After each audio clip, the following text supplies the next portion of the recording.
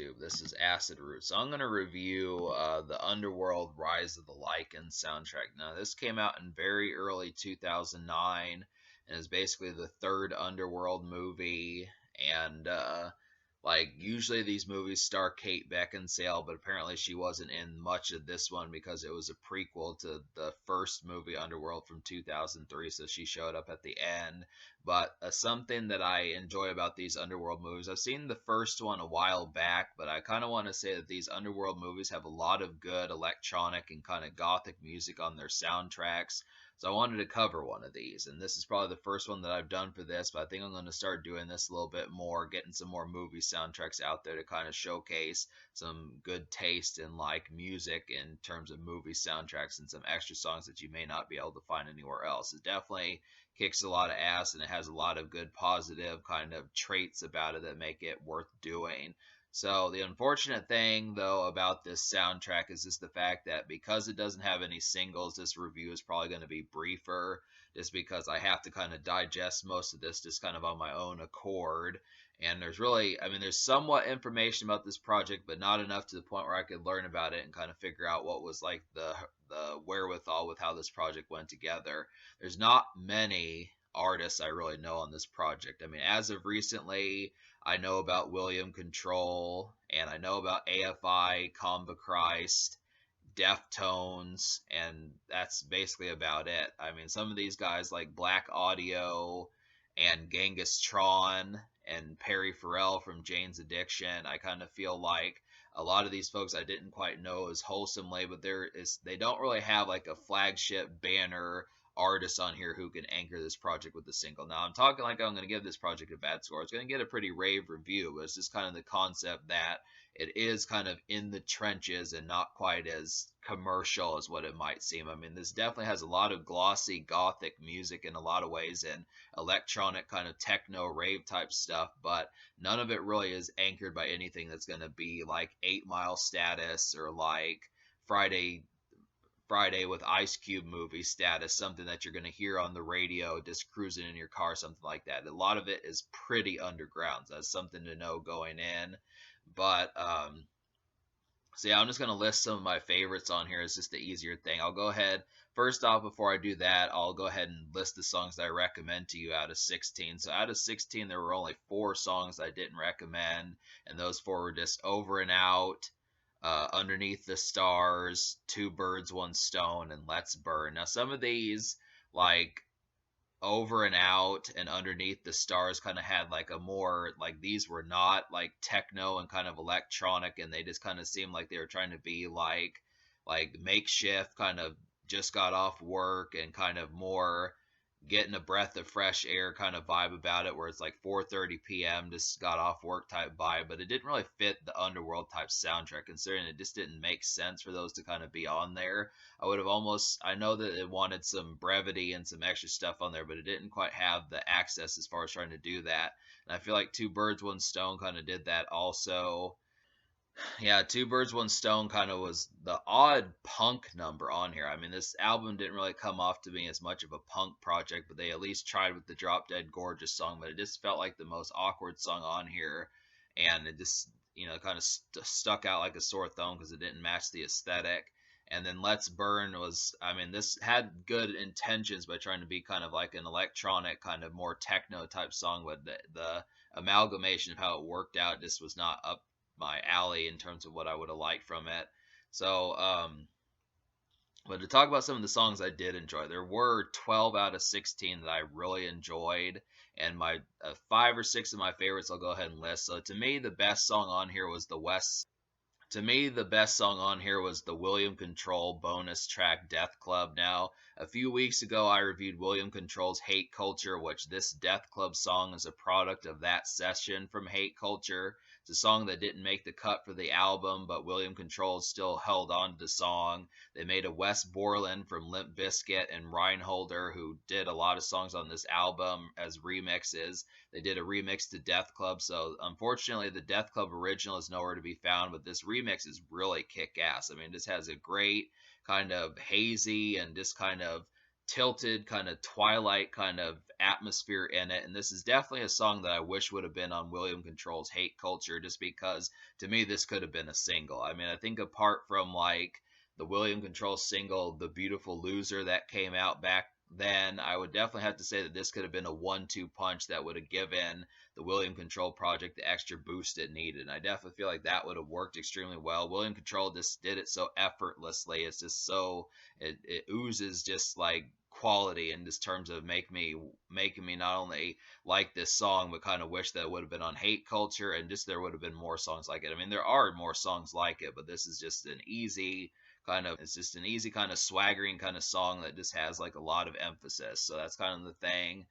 And I also like Stiff Kittens. This is one by Black Audio. I don't know them that well. I had this the first time I've heard of them, but apparently they were kind of around back in the mid late 2000s. And this this song Stiff Kittens was actually on their album, so this is not exclusive. That but they did do a remix. I don't know if it was electronic in the original version, but this version of that really has some great melodies. And this is almost kind of like an R&B, like a white person R&B type song. It's just amazing how well the electronic sing-songiness kind of works for it.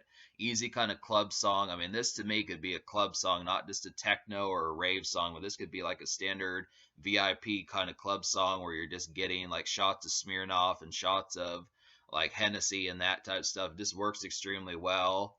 And I feel like Combi Christ, they had a good kind of crunchy kind of like electronic kind of song with Today We Are All Demons. I like the shrieking on there. That these guys gave me a faint trace of Marilyn Manson. He had similar kind of vocal timbre to Marilyn Manson on here. Plus he combined some screamo stuff in the chorus. That was pretty kick-ass. Definitely like the approach on that. It's definitely one. I remember seeing Combi Christ on a car when I went out of town a few years back. And it just kind of, I didn't quite get the chance to listen to them like I wanted to back then, but I still think that they're pretty dope enough to where I am eventually going to have to check them out. I need to do it soon enough, but yeah. And AFI, they were on a high with like their December Underground. I think that's what it was called, their 2006 album, December Underground. But this, the remix to Miss Murder, which was a single and was on their previous album, like I said, has like a real kind of up tempo, real kind of raving, kind of techno kind of beat. That's pretty much the most energetic song. If I had to guess what the single might have been for this project, I probably would have went with the AFI song, just because they're about the largest artist on here. I definitely would have said that that worked extremely well. This easy kind of danceable song, kind of club song, techno song, rave song, is all that stuff kind of combined in one in terms of how much that song kicks ass.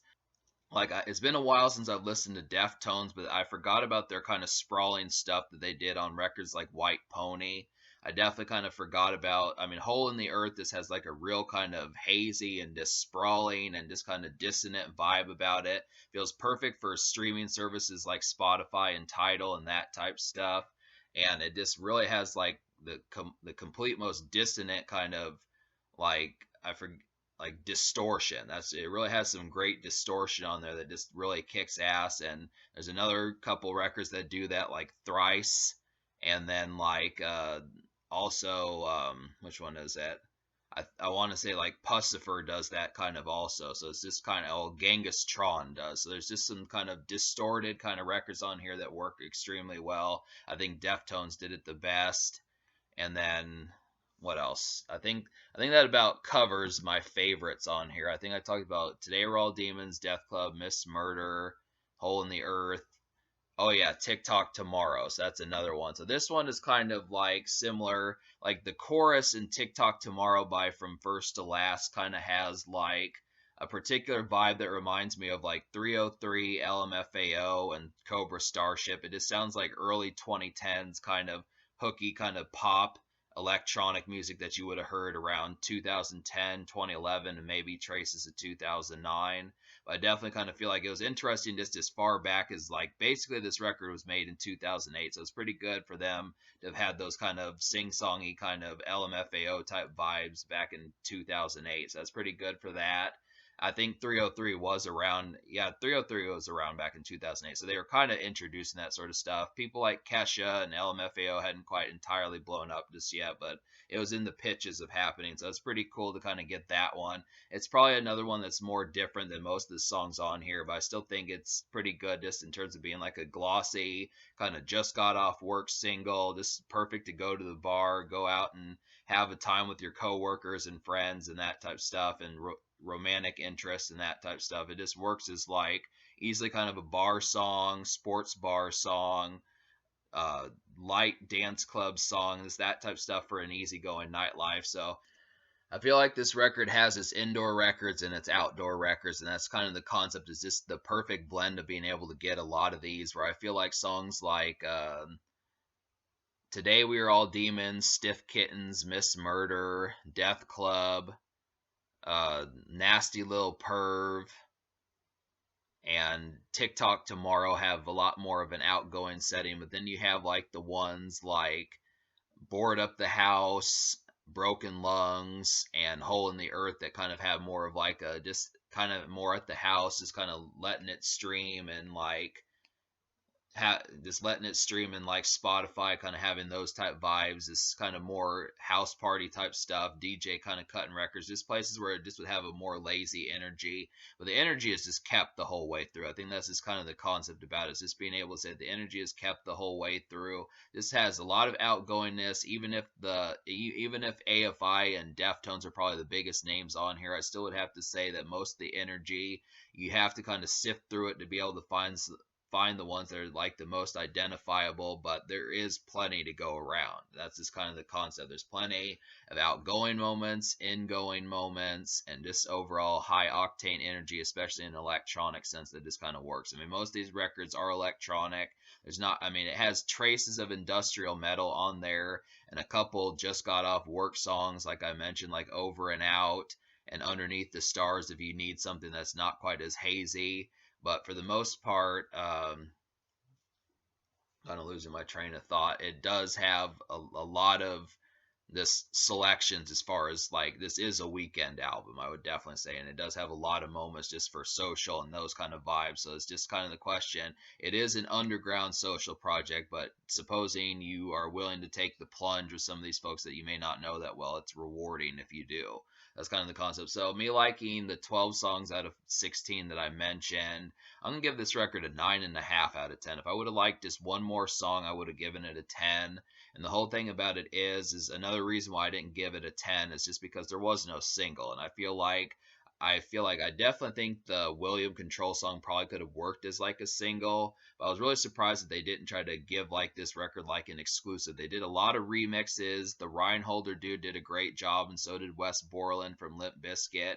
But I just kind of feel like I think this record probably would have sold more copies if it would have had a single that was exclusive to it and could really be flagship enough to where they had enough energy and kind of notoriety about themselves to be able to kind of get this record some plays and promotion and that type of stuff. But it didn't really have that. I mean, it wasn't insular, but it just didn't have like the promotion backing it that I would have liked. I mean, it's still a great project, 9.5 out of 10, but that's something I noticed.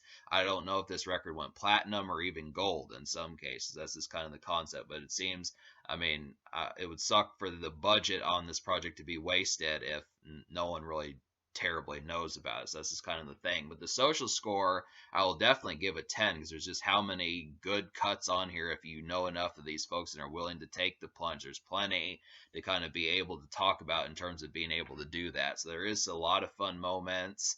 And in terms of the future, like there's been more of these underworld movies. I don't know how many there are. I think there's at least 5.